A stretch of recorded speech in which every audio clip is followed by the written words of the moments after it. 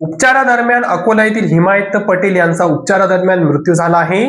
काँग्रेसचे माजी जिल्हाध्यक्ष तथा विद्यमान जिल्हा उपाध्यक्ष हिदायत पटेल यांच्यावर त्यांच्याच गावात अकोट तालुक्यातील मोहोडा येथे 3 ते 4 जणांनी 6 जानेवारीला दुपारी प्राणघातक हल्ला केला होता.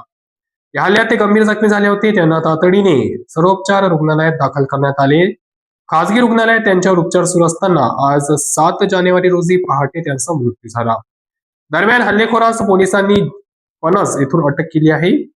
हिदायत पटेल यांच्यावर अज्ञातांचा चाकू हल्ला झाल्याने मोठी खळबळ उडाली होती. काँग्रेसचे माजी जिल्हाध्यक्ष तथा विद्यमान जिल्हा उपाध्यक्ष हिमायत पटेल तसेच लोकसभेचे काँग्रेसचे 2 वेळा उमेदवार राहिलेले हिदायत पटेल यांच्यावर अज्ञातांनी चाकूने हल्ला केला आहे.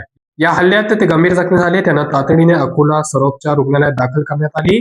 त्यानंतर त्यांना खासगी रुग्णालयात दाखल करण्यात आले होते. उपचारादरम्यान त्यांचा पहाटे मृत्यू झाला. घटनास्थळी पोलिसांचा ताफा तैनात करण्यात आलाय. त्यांच्यावर हल्ला करणाऱ्यांचा शोध घेण्यासाठी पोलिसांनी पथक विविध ठिकाणी रवाना करण्यात आले होते. अखेर पणज येथून पोलिसांनी हल्लेखोरांना अटक केली.